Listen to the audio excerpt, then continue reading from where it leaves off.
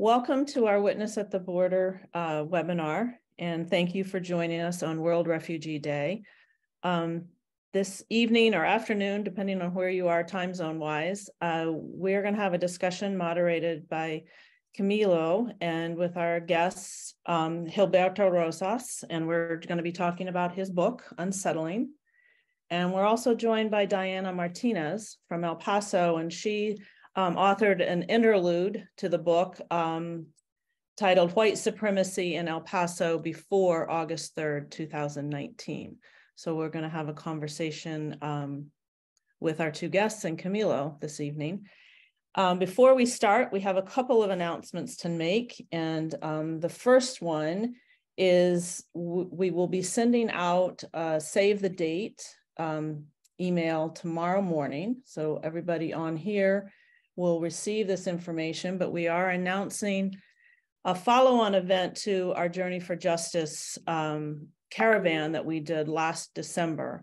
And we are scheduling what we're calling a working title, Workshop for Justice, January 12th to 15th, 2024.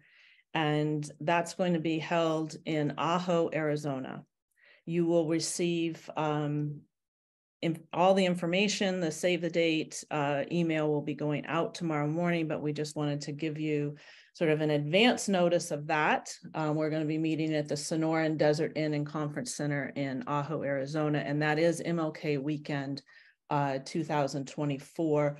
The purpose of that is this is a workshop for justice. We'll build on our journey for justice, inviting witnesses from all across the country. Whether you joined us for the Journey for Justice or not, you are invited. This will be a time for us to reflect on where we've been, to think critically about where we are now, to investigate the implications of new immigration policies, and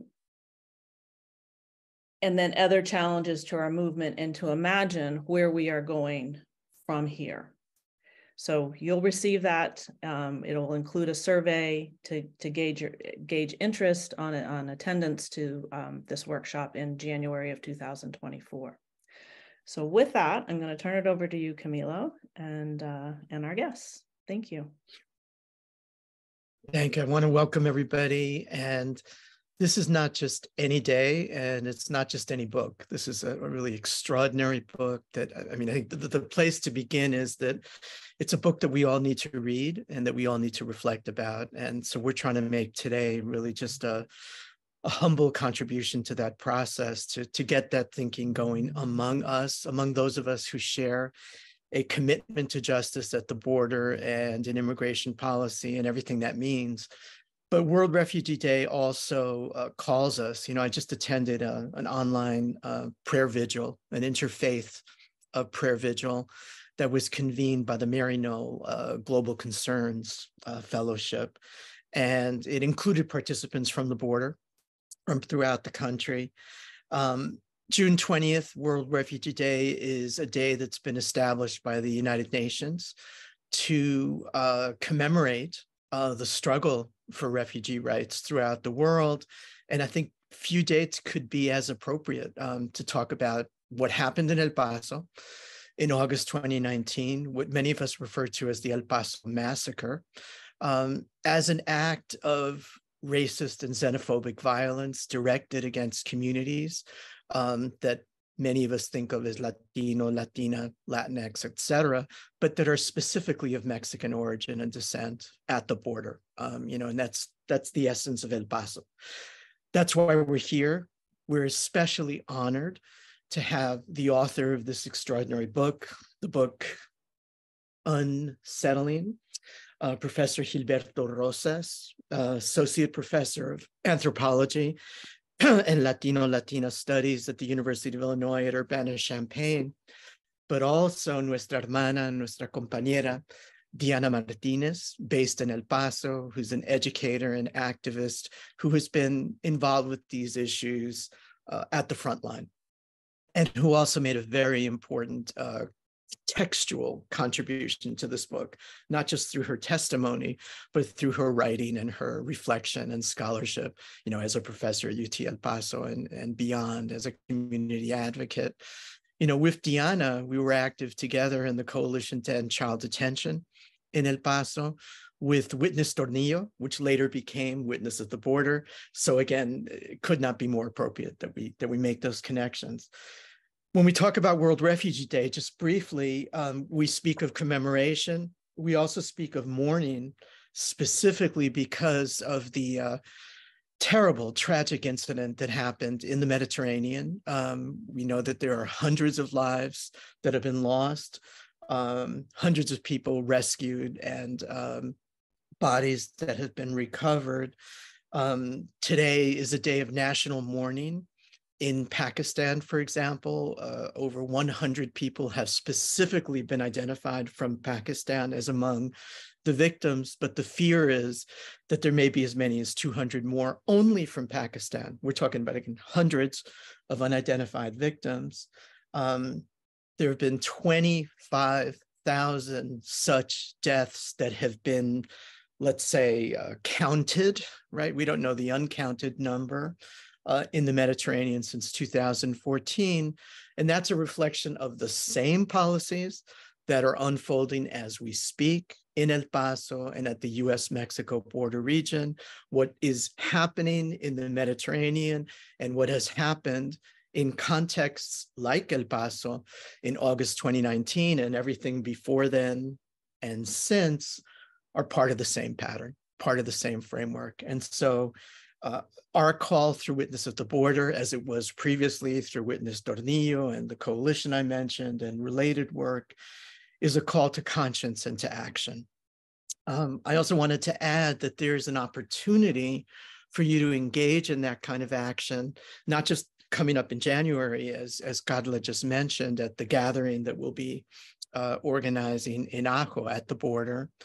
And we really urge you to just consider, participating and signing up for that, but also through a new movement, a binational movement, the People's Movement for Peace and Justice, that has emerged through the work of organizations like Global Exchange in the US and its counterparts in Mexico and beyond. And we've signed on to this work. We're part of this coalition through Witness at the Border, that is calling for a day of action on June 30th. So 10 days from now, June 30th, and we'll be sharing that call. And that action can take many different forms. It can be online, it can be in your communities, it can be in your places of work, it can be with your families and neighbors, but it's a way for us to stand up for justice at the border imminently on June 30th, and it's part of a series of days of action that will continue beyond that. So we'll share more information about that, but please put June 30th on your calendars as well, immediately, in addition to January 2024. When we talk about the book, again, I have to sort of here extend my embrace to both Gilberto and Diana. Diana, because she continues to be physically based in El Paso. Gilberto, because that's where his family, his roots, that's where he grew up. So writing the book must have been very difficult, I can imagine. And what Gilberto shares with us about his family and his roots in El Paso is very personal. And I have to say that I really join in that kind of remembrance, because for me, El Paso continues to be, and for my family, my spiritual community. And so what happened in El Paso was not theoretical for me either. Up until right before the massacre took place in August 2019, I was based at Hope Border Institute. And that's how I became engaged with the Coalition to End Child Detention and with the Tornillo Vigil, with Josh Rubin's work, which eventually became what is now Witness at the Border. And so there's nothing abstract or theoretical about any of this for the three of us, and I think for many of us who are participating in this webinar. This is really our chance to listen to Gilberto and to Diana, but I just want to share a couple of things that for me are really important about the book and why it's a book we have to read and we have to engage with and we have to teach those of us who have the opportunity to use it as a textbook. But also in book clubs, and again, with our neighbors and with our families. The book is really important, I think, as a theoretical intervention. Again, this isn't an academic webinar, but that's Gilberto's work, and Diana and I and others who are on the call, have taught or teach. I think it's a really important tool for teaching, essentially applying the framework, theoretically speaking, of settler colonialism to the context of US border and immigration policy, and to the El Paso Massacre as a case study. And so it's a path-breaking book in that regard as well. The book begins in the very first pages of the introduction, and essentially with deference to Gilberto, I want to include a couple of passages from the book as points of departure for us. The book begins with the testimony: August 3rd, 2019 was a Saturday morning like any other for Guillermo Glenn.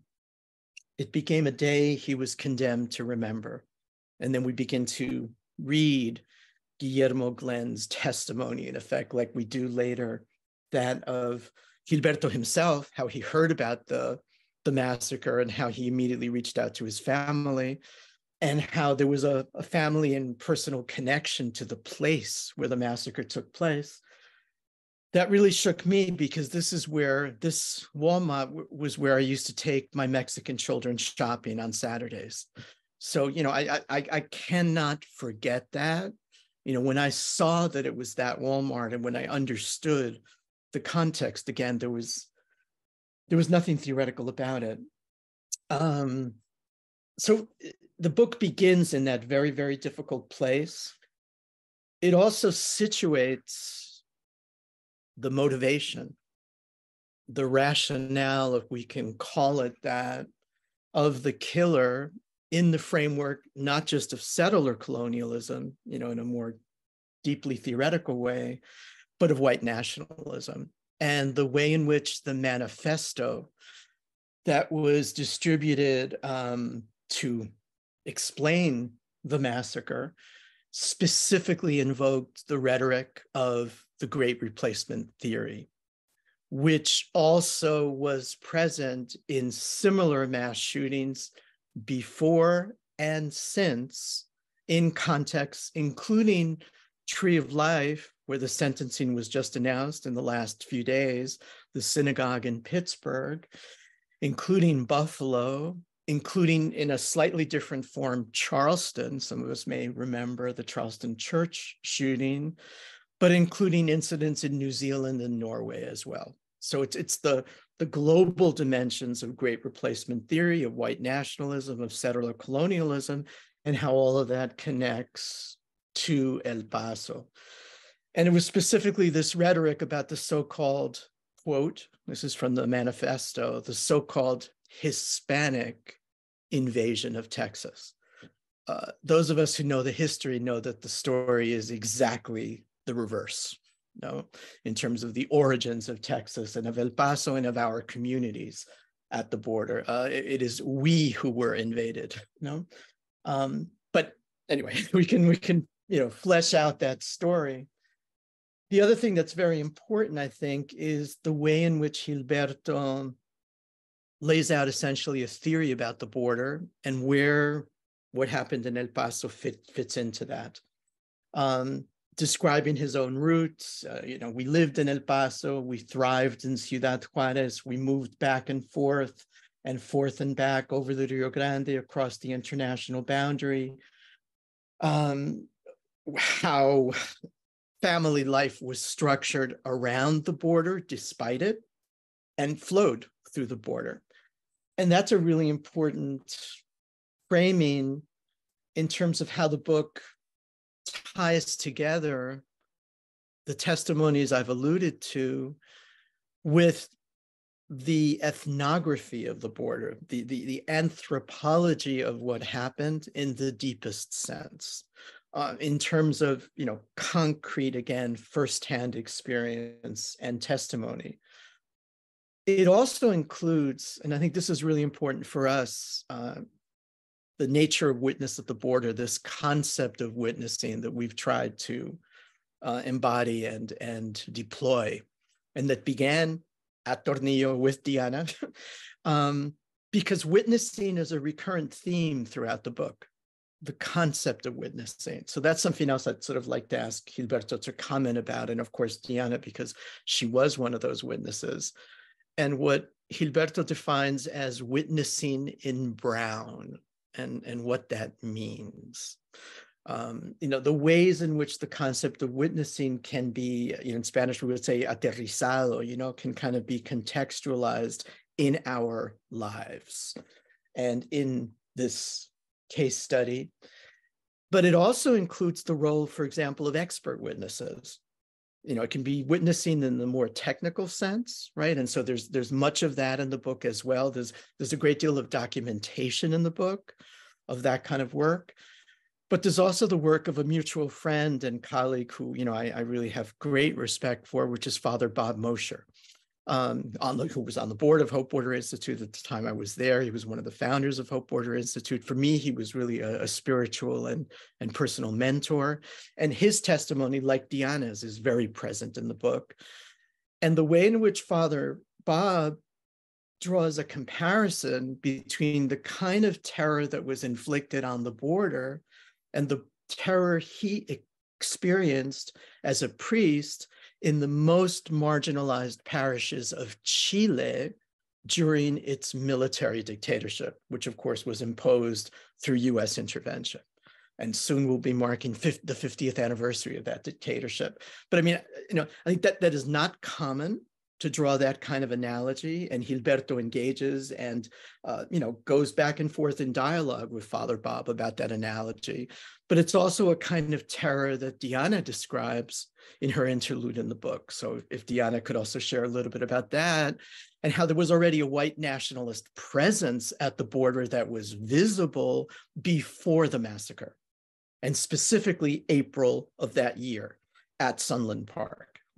I was there also in Sunland Park observing this and documenting this. And so, again, none of this is theoretical.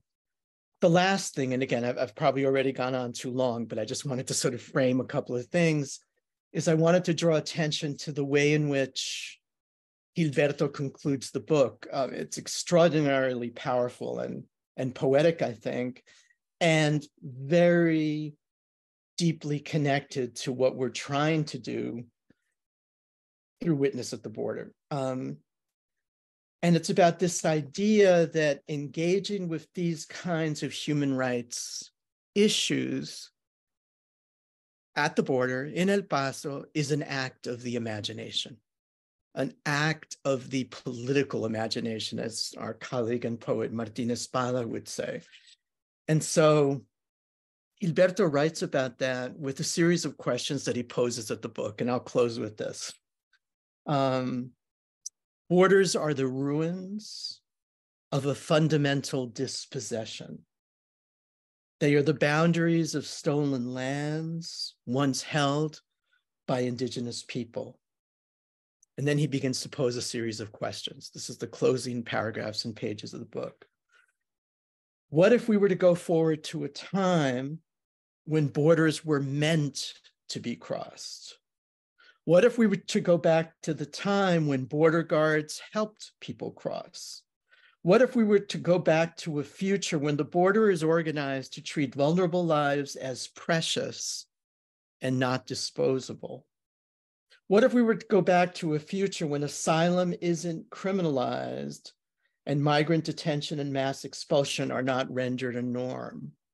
What if we were to demilitarize the Border Patrol so crossings are taken not as dramatic scenes of defiance, but banal practices of humans seeking work, pleasure, even refuge? What if the deep investment in securing the border went to education and the welfare of citizens and non-citizens? What if borders are meant to be crossed? That's why this book is so important. Thank you, Gilberto, Diana. So, Gilberto, if you'd like to begin simply sharing whatever you think is most important and your own reflections about these issues. Camilo, first off, thank you very much for eloquently raising some of the questions or the helping frame this conversation. And I want to begin this way. I'm going to read to you the 23 names of those people who were executed by the killer. Dordan Achondo, who died shielding her 2-month-old son, who was found with blood on him. Maribel Campos, Arturo Benavides, André Pablo Anchondo, Javier Amir Rodriguez, David Johnson, Sarah Esther Regalado Murel, Angelina Silva Inglesby, Adolfo Serras Hernández, Juan de Dios Velázquez Chaires, Gloria Irmes Márquez, María Flores, María Eugenia Legareta Roth, Raúl Flores, Jorge Galvillo García, Alexander Gahad Hoffman, Elsa Mendoza de la Mora, Luis Alfonso Juárez, Iván Filaberto Manzano, Margie Rockard, Leonardo Campos Jr., Teresa Sanchez, and Guillermo Memo Garcia. These are 23 people executed on August 3rd, 2019 in a Walmart by the shooter. And to echo what Camilo Pérez Bustillo just said, this is not meant to be a theoretical intervention per se, but a reckoning with policies, long-standing policies at the US-Mexico border, and how they render certain kinds of life eminently closer and closer to death. And I'm here echoing frameworks of abolitionists, notably that of Ruth Wilson Gilmore, who, if you read the footnotes of the book, there's an abolitionist pulse beating throughout it.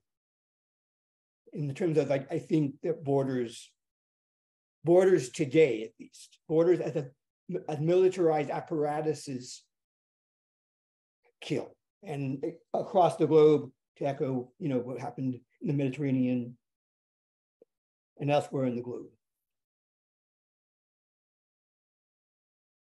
The book argues that there's a dominant insensibility out there that borders today have been imagined as sites of prohibition, as sites to repel migrants.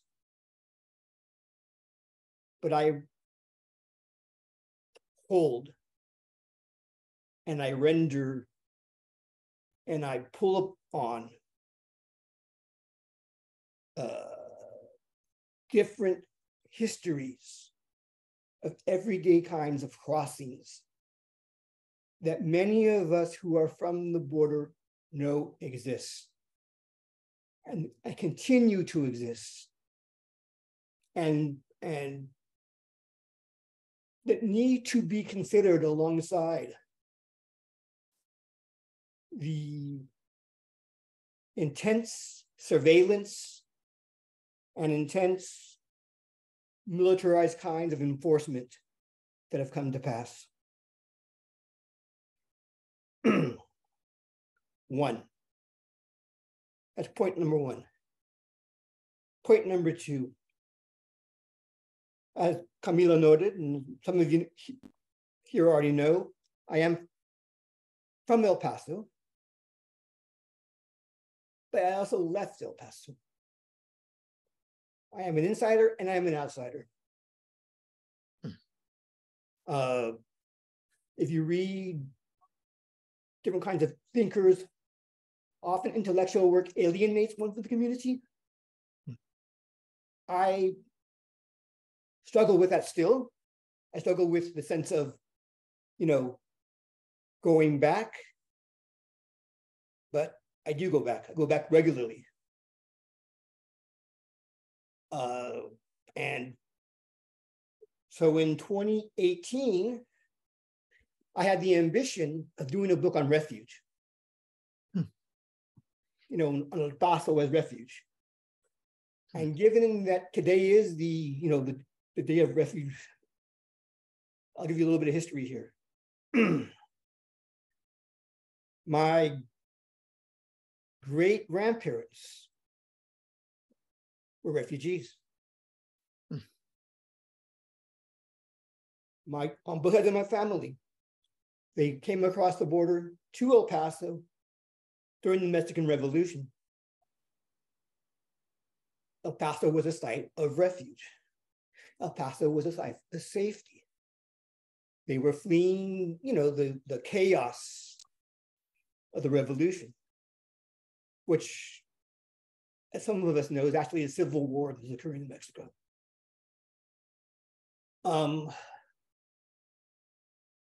Indeed, there's stories recounted in my house of a great aunt of mine who would walk around the house and perform a masculinity, perform herself as a man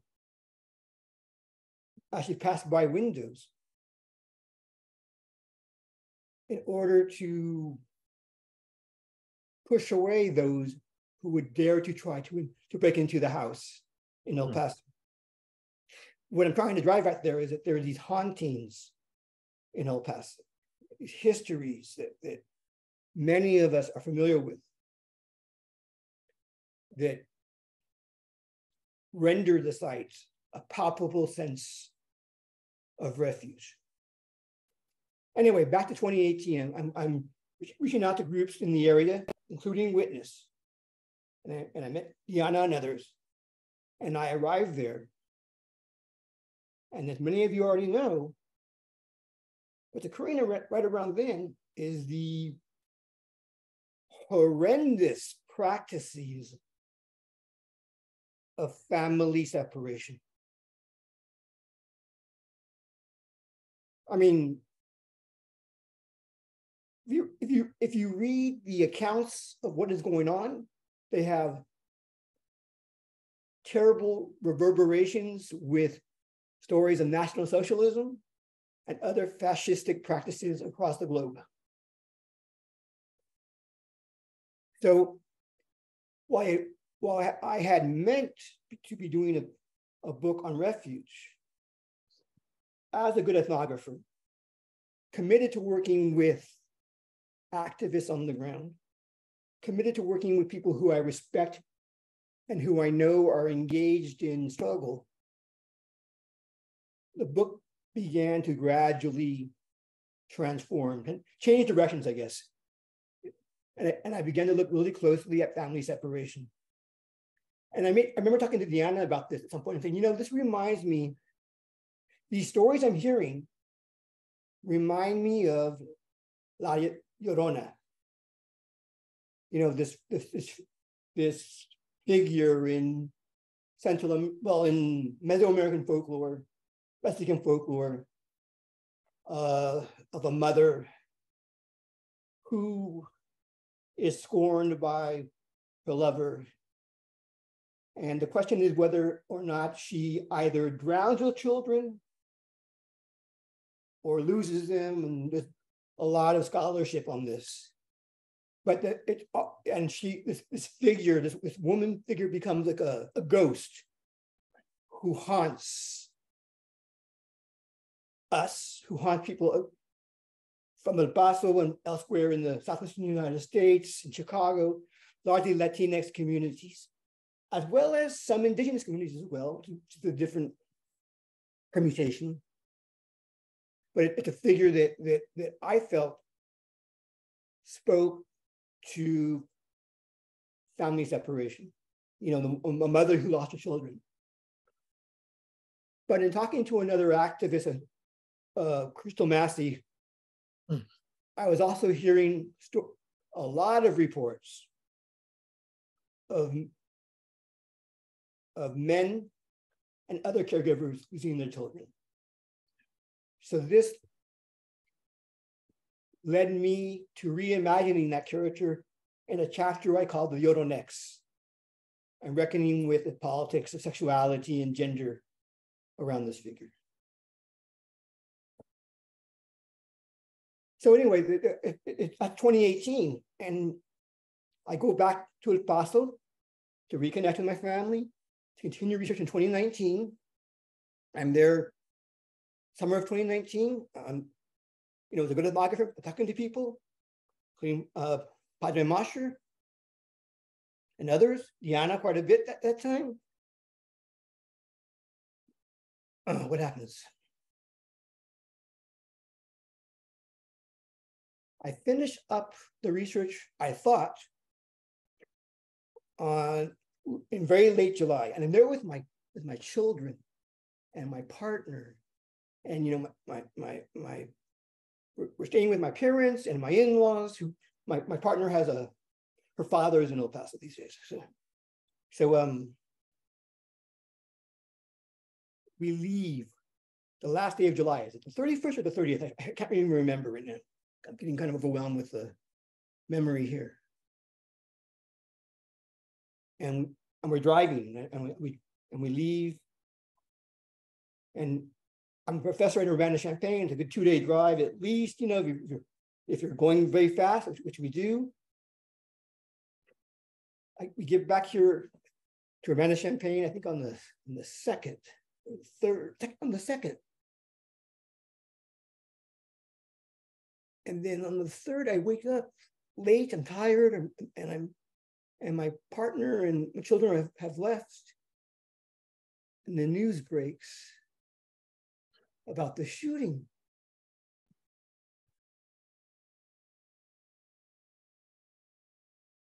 And I got on the phone immediately, as I described in the phone in the book. I start calling my mother and father frantically, and I can't get a hold of them. And I keep calling and calling, and there's you know, as a moment of crisis, there's no way to get through. And I don't know if you guys remember this, but during that moment, there's reports of multiple shooters in El Paso.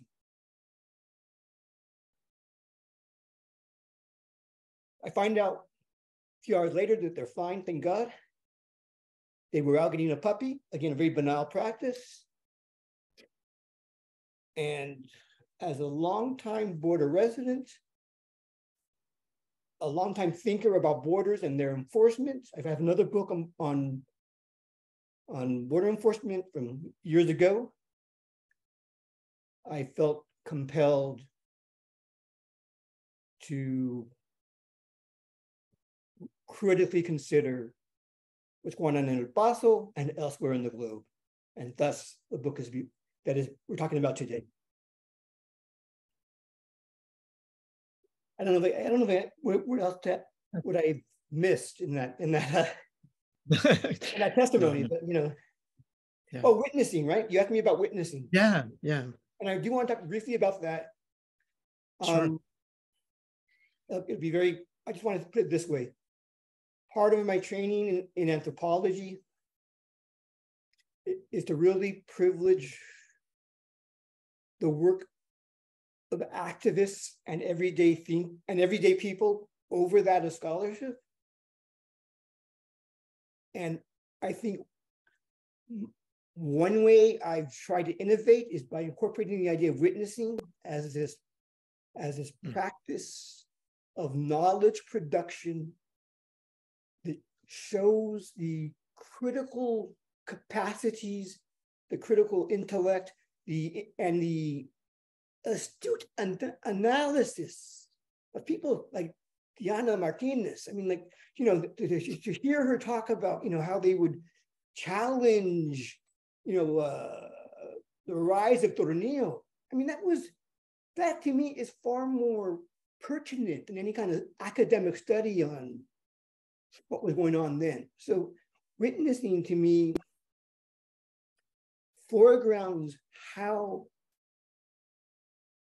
intellectuals on the ground engaged in struggle generate knowledges through firsthand experience, which I think is elemental to struggle, and also, while recognizing that it is complicated by ableist preconceptions about what sight can do. And I'll stop there. Muchas gracias, Gilberto. We'll come back to you, but Diana, your interlude in the book and your connection to the making of the book, but also the making of the story that the book tells, how you look back on that, on what happened in August 2019, but also how things are now. Because I mean, you've been fighting for a long time. What does this moment feel like? And just anything else, of course, you'd like to share. Yeah. You know, because I've been thinking, and earlier we brought up the issue of fluidity of people, and you know, I've taught American history 1301, the first part, well, both parts of American history, for so long, and I always took my time teaching Native American history, you know, that part of the first part. You know, usually it's like half a chapter in the semester, and I take my time, you know, introducing and talking about the cultures. And you know, in places like Cahokia, in Tennessee, and in Waco Tanks, there is always some type of artifact that shows the influence of Mesoamerican culture. And so, you know, Mesoamericans, we've been coming up through here deep into America, deep into the Midwest for a long time, you know? So, you know, when people talk about like, we're some sort of brown horde invading the country, you know, and that kind of touches one of Gilberto's chapters about how migrants are compared to zombies, right? And that's one of the problems is, you know, that's always, I always felt is that narrative of us being invaders. And I say us because I'm the child of migrants, and I'm first generation. And so, well, you know, the idea that we are invaders when this has been a long history of coming up in through here, and the fluidity of going back and forth. And with the development of the border, it has gotten tougher to have that fluidity. With the increased militarization of the border, that fluidity has gotten tougher. I remember, and Gilberto also talks about this in his book, is the ease when we were younger to go across the border to see our families, to spend Christmas, to, you know, like, you know, it's like, okay, it's 11:30 before, you know, because everyone opens their presents up at 12 on midnight, Christmas Eve, because 12 midnight was Christmas Day. So, you know, if we wait till then, you know, we're gonna have to wait in the bridge for 2 hours, maybe an hour and a half. But if we leave at 11:30, it'll be like 10 minutes, you know, and we would time this. And and that was before 9/11, and 9/11 happened. And, you know, my first feeling as a teenager is, why the southern border? What does the southern border have anything to do with 9/11? None of that happened here. Why is it all of a sudden they're just using that to focus on us? And that was really a prime example of white supremacy. But white supremacy has always been here at the border. I focus about how it was more explicit in 2019 because of Trump's visit, and how white supremacists physically were coming down here, you know, that were not part of the state authority, you know, that were more explicit in showing Trump flags and Nazi flags parked on Sunland Park Drive, going around with guns around Anapra and Sunland Park, terrorizing people. They were like 5 minutes from where I used to live. And, you know, that is all, witnessing that while brown is really traumatic and painful and heartbreaking. But how can I say? Oh, I need to skip back a second. But you know, it's always been here with the Texas Rangers. The beginning of Border Patrol also had a lot of Klan members in there, as well as Texas Rangers, and you know, the gas baths, and you know, and even the idea that that the largest military base is here in El Paso. You know, I've talked to soldiers and they go, yeah, you know, Fort Bliss is just so big, it goes on forever. I'm like, yeah. And one of them I asked, and I told them, like, one of them, like, yeah, our border is militarized. And the soldier is telling me, oh no, it's not militarized. I'm like, what are you talking about? You know? He's like, well, we don't have people with guns at the top of the border pointing guns at the border. And I was like, oh, you know, like, you know, it's like, you know, like eagle's nests and guns, you know? And it's just like, I was like, I don't think we necessarily have to have that visually, because, you know, we have Border Patrol agents that have killed people who were just roaming around too close to the border wall. Me, myself, I don't like getting close to the border wall. I'm terrified of getting close to the border wall.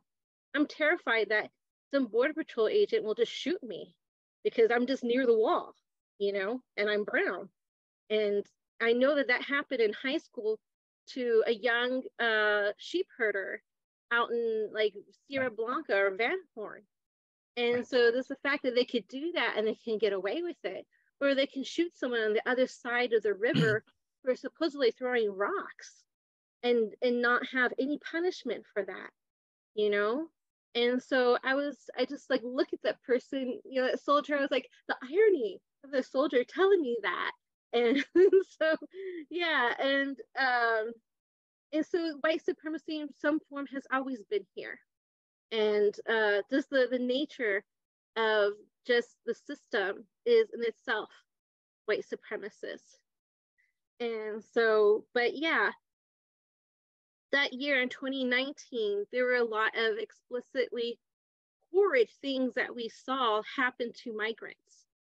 And it was really heartbreaking and painful because you want your government to do something that is right. Is there another part of the government? Is the city government going to help speak out or do something about this? Like, for heaven's sakes, you know, somebody here in our state authority needs to remember what human rights are. You know, how can we stop this from happening if it's our own government? And so, and just the idea of, you know, protesting itself, especially downtown when they had people held under the bridge, was a little frightening, you know, and that they might arrest us or they might, you know, do something to us. And so that was really scary. But I think it was, you know, it was very quite coordinated that McClellan would say, oh yeah, we're being invaded, and having all of those people underneath the bridge behind the wire, chicken wire fence.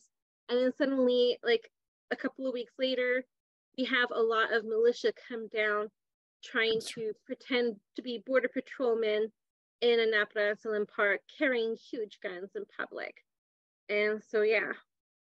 And growing up, I mean, there is a sense of normalcy of this environment, of having so many different like department heads of enforcement here, like FBI, DEA, so many cops per capita here. And it becomes part of like what is normal, you know? And we don't always see the instituted racism all the time. And sometimes, we see that, the people who are coming from out of town visiting us who are not part of the state authority. And that white supremacy is very obvious and more explicit. But there is other part that is the instituted racism in enforcement. And sometimes I would see it, like in emails when I was working at UTAP. You would see emails and they're talking about border security. And I was like, I felt like they don't care about what I would have to say about the border being a place where families meet and cross, and it's a place that is fluid and people shop and work. They think of the border as, so when they say border security, it's a place to be controlled, to control people, because they think that we have to be controlled, that we're some type of monster, and so yeah. And so, witnessing this traumatic and it's painful and it's heartbreaking, and seeing, we don't have as many people on the street right now, migrants on the street right now in downtown, but earlier this year we did. And our city government, our mayor, he said that he didn't want people taking food and things to them while they're on the street. And I was like, well, who else is going to take them the things they need? They need socks, they need underwear, they need food. Who else is going to do that? And the only thing is that, a lot of state organizations or state authority, they can help, like the county tries to help, but it can only be limited because the government can't extend they have their hand tied in extending their help towards people who are not processed. There are people who are processed through ICE and they are detected. And then there are people who are not processed through ICE and they're not detected. And those who are not detected, it's hard to find resources to help them. Places for them to stay is more challenging for them. There's no way of getting transportation for them to be with their families. There was a lady, she went through processing with her son, and she stayed with me.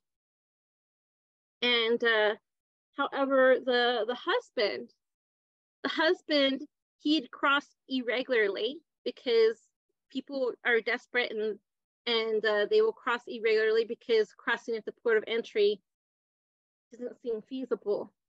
And so they're deported. And once that happens, it's hard for them to come back in. And so that husband is then separated from the family. So some of the people in that family, the mother and the son, have crossed over, and they went through processing and they were able to get flights to go see their sponsors and be with their families. But the husband could not, and he remained in Juarez or downtown El Paso. I don't know exactly what happened, but it was really hard to find resources for that person, and that's the reality. One of the realities was I was on a streetcar and for an art tour, and we were coming through downtown, and the lady there, she told the artist, oh, hey, maybe you can paint some of these migrants on the street as a subject for art. And I just looked at her and I go, no, they're not a subject for you to paint. It's just, and I was like, no. and you see that reality, and I was driving by, and I just felt like as an individual, for a lot of El Pasoans to extend our help, many of us are just modest pay, modest income, and we feel like we can take the clothes out of our closet as many times as we possibly can, dig through for decent shoes and socks and our shirts and our jeans, and try to help those that we can. But you know, there's so many people to help, and it feels kind of heartbreaking not be able to have the resources to help all of them. And so, yeah. Gracias, Diana. Yeah. Thank you. No, thank you. You know, I want to give Gilberto another chance to tell us a little bit more about the book and what he intended with the book and how that has played out in practice in terms of its reception. And then we're going to be opening it up for, there are a couple of questions that are pending in the chat. So Gilberto, sadly, time is always our enemy, but we did want to give you basically another moment where you can tell us whatever you think it's really important for us to take away in terms of the book and how it connects to this continuing reality that Diana is describing. But also at the end, you suggest that this violence that Diana's been describing, you know, embedded in everyday life and that you describe, might tell us something different than what we expect. You try to get us to open up our imaginations as you look at the border.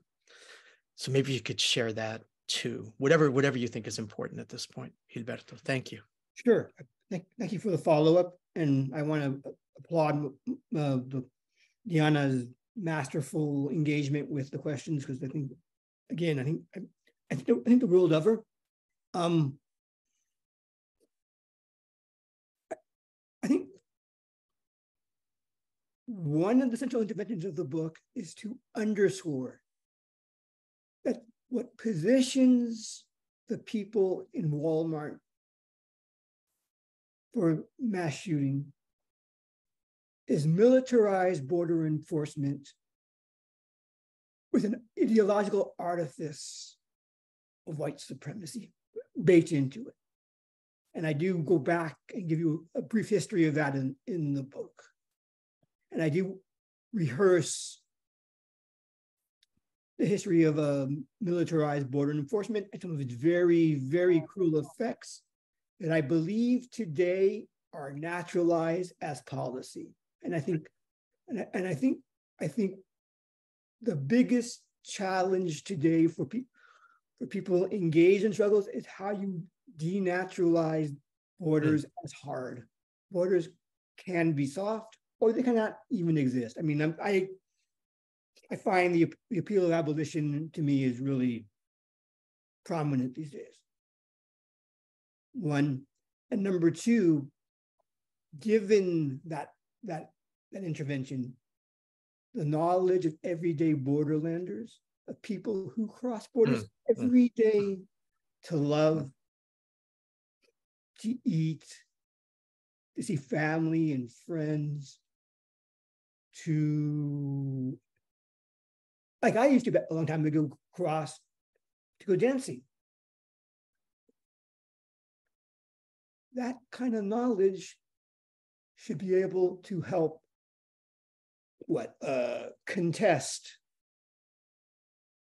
the investments, financial, ideological, and otherwise, in hard and killing borders that not only position irregular border crossers in harm's ways and have now effectively criminalized asylum seekers, but also have perverse effects on marginalized citizens, as we saw in the Walmart on August 3rd, 2019. And then what was the other part of your question? How has it been received? Yeah. It was published in March. It's doing pretty well. I'm getting a lot of invitations and the like. I have gotten some, shall we say, impolite letters written to me from certain elements in U.S. society, which is fine. That's part of the job of writing, is to expect that kind of stuff. I'll note that I'm trying to organize a reading or a signing or some kind of event in August in El Paso. I'm trying to get back there. Yeah, so it's going pretty well. Yeah. Please update us about that, because we'd love to have folks join you there, you know, right. want to be supportive of that in any way we can, because that's a really important anniversary that's coming up. Yeah. You know, there are a couple of questions that I think can help connect some of the dots that we've been alluding to.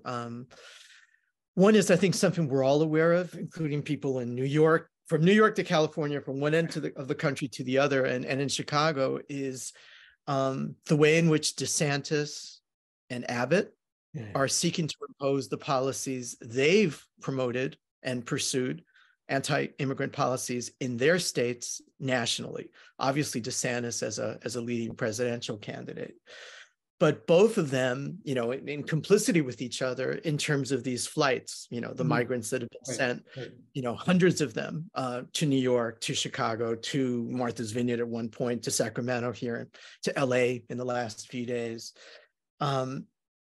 But can you help us understand the Greg Abbott phenomenon and how this connects to what we have seen, the terror in El Paso? Sure. And how can we also connect, you know, when we were on this journey for justice in December, through Witness, we went to Uvalde and met with the families in Uvalde, and committed ourselves to tell their stories too, as part of this broader story. You know, one of the things that few people know, I mean, you Gilberto and Diana know all too well, is that you can't understand what happened in Uvalde without border militarization in the background, without the role of the Border Patrol terrorizing students at that school, at Robb Elementary, without the history of the walkout, you know, back in 1970, which was one of the most important walkouts during that period of student activism, Chicano activism, but also the way in which border militarization has made Uvalde less safe, how border militarization failed the children of Uvalde, how the children of Uvalde also were disposable, right? Just as those names you shared with us, you know, our hermanas and hermanos in El Paso were disposable too. And the children who died in detention in El Paso in December 2018, Felipe and Jacqueline, and you know, on and on, we can just continue. How do you connect these issues? Abbott, the Abbott phenomenon, gun violence in Texas, Uvalde. What is it we need to understand? Those of us who are outside Texas, who maybe don't have this knowledge you have, what's important for us to know?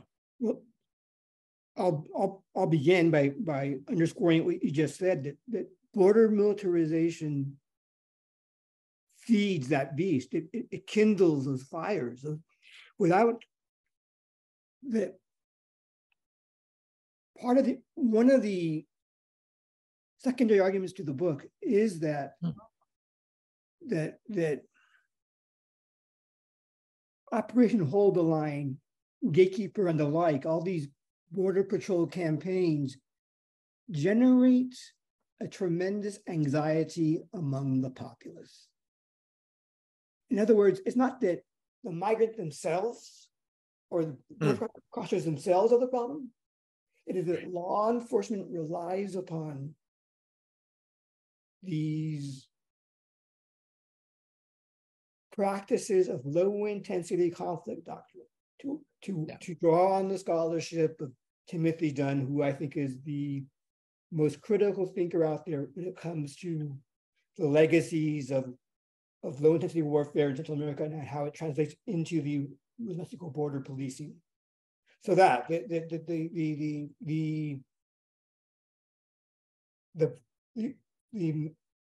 the tremendous presence of policing, particularly in urban centers like El Paso and San Diego and the like, generate anxieties among the populace to where any kind of transgression of the border that is irregular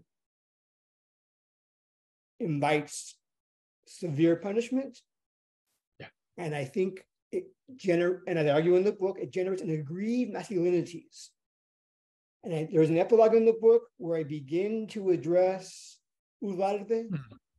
And it had just happened when the book was wrapping it up. So I argue that the rifle there is very significant. It is, the rifle is a, rifles, guns are instrumental to federal colonial processes.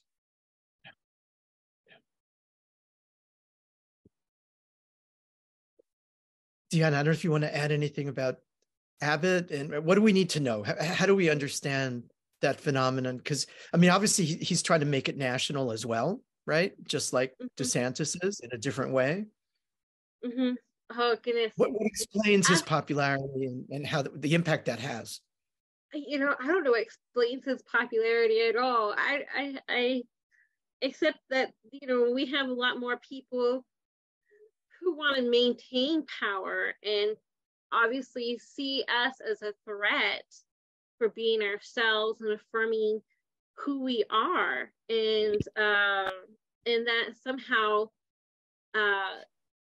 you know, they think that they want to maintain their privilege, and that sharing equality means the loss of that privilege. And that's the only thing I can see, is that he's popular because he decides to gaslight you know, people of color. He came after the shooting in El Paso and he denied that it had anything to do with racism and white supremacy. And then he visited a gun shop. He took a photo with a big smile across his face, holding a huge gun, you know, and it's just like, you know, what insults that is. And it's kind of like he was giving us, our community, people of color, Latinx people, giving us the big finger, you know, saying, yeah, I'm going to deny everything.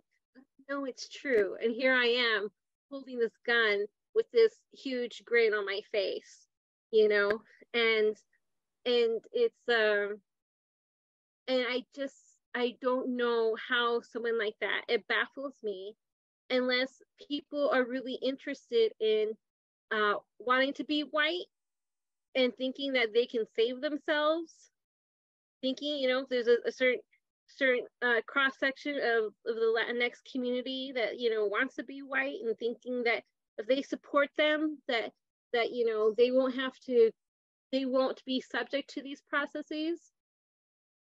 And then people who want to retain that privilege, that don't want to be told no, or you know, that don't want to be denied anything, you know, that don't want to face extra challenges and struggles, you know, that, you know, don't like the idea of equality. And so, yeah, so it's big just, constituency, no? yeah, I mean, for us, I mean, for people of color, the idea that we're not going to always get our way, or that we'll be inconvenienced, is a given, you know, or that we will have to face extra challenges. That is a given in our life, because we lack privilege, and rather than having equality. And I think, and I know someone that was white, or that is white, that told me, you know, because I had a post about how equality is not a pie. You know, you can't like you know, you can't give some people more equality than others. And he said, yes, but we lose privilege. And I was like, oh, now I understand you. Goodbye. Yeah.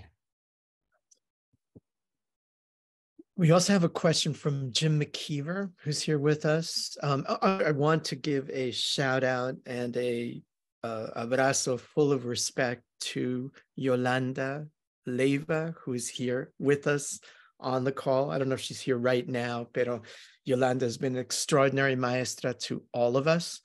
And we want to always honor her work and her engagement. Jim asks, can you address the negative influence of Fox News and social media and the money behind it all that keeps stoking fear and ultimately violence? And I think this connects directly to what Diana was just saying, you know, the fear of losing power, the power of whiteness and what that means.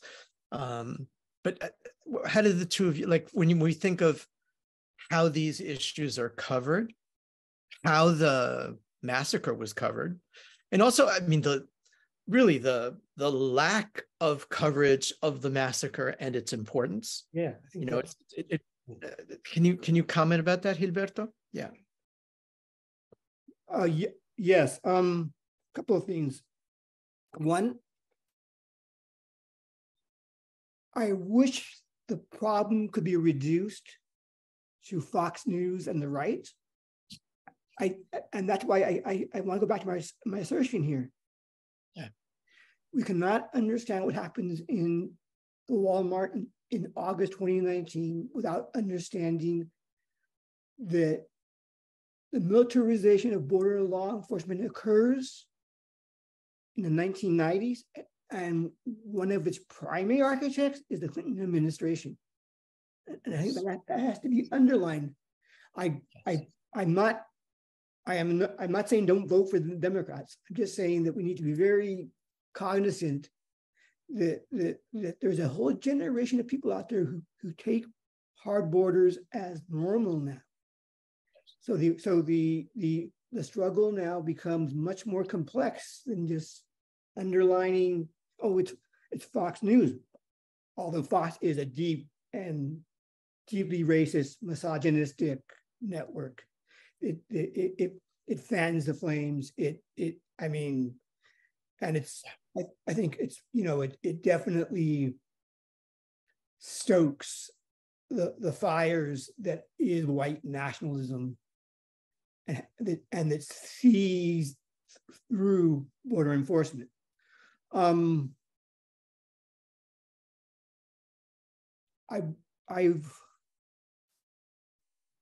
guess I'll stop there. Yeah, I don't know how much else to add other than that. Yeah. There's an important sort of question that's connected from Jack Altshuler. The U.S. has always been a white supremacist, violent country. CBP brutality is just one symptom of that. Mm-hmm. Governor Abbott plays to that for votes in power, as does DeSantis. And this is a really important question. In the context of the El Paso Massacre and what we can learn about it from this book, what needs to be done and what is your call to action? And then Jan Shelley follows up. So let's combine these two and close with this. Do we believe that Abbott and DeSantis would be as successful as they are in inciting white supremacists and their enablers if we were not in a time of such drastic income inequality? The white males who buy the guns and terrorize Black and brown people are such easy pickings for these evil politicians. So It's Jack and Jan, thank you. And this is really to close, Diana and Gilberto. Okay, just a couple of words. I'll first of all, before we close, I would really like to say it's an honor to be invited here. And it's really an honor to be part of your book, Gilberto. And how can I say, it's beyond anything I could imagine, being able to be a part of this and to be able to speak out on this and have a voice. And that's exactly what we need to do. Is we need to keep countering those narratives, those narratives about who we are, and we need to use our voice to say who we are. We need to because if there's only one narrative that gets out there, if there's only one voice of people who are heard, then that's all anybody ever knows. And I think it's the most important thing is that we keep putting messages out there about who we are and narratives out there about who migrants are, and just try to foster as much compassion as possible. I think it's as much compassion and empathy. And I think empathy is the most important thing, and assert our humanity. So, yes. Gracias, Diana. Gilberto, really, you have the last word to close. I too want to begin my ending, I guess. I do want to just thank, Camilo and Witness for the invitation. I really want to underscore my thanks for Diana for her insights, her knowledge, her struggle for justice in El Paso and across, the United States. It's a really big question. I'm increasingly leaning towards the abolitionist calls to abolish everything and start over. I think every life needs to be treated as precious. I think we need to disinvest in policing of Black, brown, indigenous peoples, as well as aggrieved and impoverished white communities, and use that monies for far more productive ends. And I think, I don't want to sound pat. I don't want to sound simplistic, but I do think that there's a better ways to use the millions and millions of dollars than in law enforcement. And I recognize, as I do in the book, as I do elsewhere, that the Border Patrol provides a lot of jobs for impoverished Latinx types. And, it's quite the conundrum. It's really systemic, which is why the abolitionist calls for to abolish everything resonates with me strongly. Gracias, Gilberto. I want to close with the closing passage in Gilberto's book, because I think it sums up what we've been reflecting about. He says the following: these episodes of horrendous violence, where rifles are intimately tied to settler colonial violence, may tell us something different.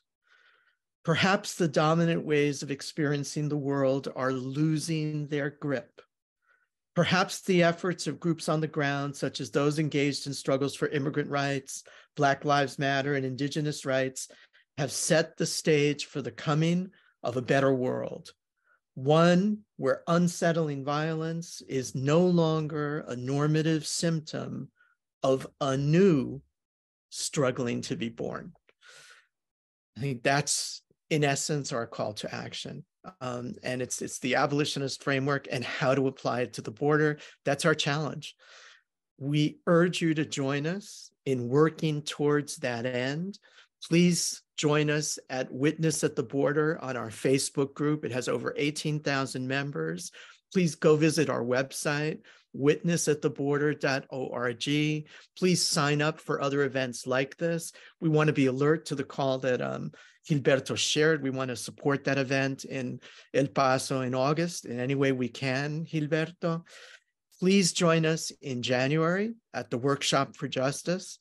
And please join us during this next year as the presidential campaign swallows up everything, as it becomes the only voice in the room so that other voices are heard about why the border. I mean, when we talk about, border militarization, and Gilberto reminded us, and Diana alluded to the case of Ezequiel Hernandez, the shepherd who was killed by U.S. Marines at the border in 1998 that were deployed by the Clinton administration. So again, this is not a news story, right? And please join us in this call for action and conscience through Witness at the Border. And I'm honored to be co-sponsoring this on behalf of the National Lawyers Guild based in San Francisco, and of course, our other partners that are present here as well. Thank you, everybody. Un abrazo muy grande. Mil gracias, Gilberto, Diana. Thank you. Abrazos. Thank you. Thank you so much.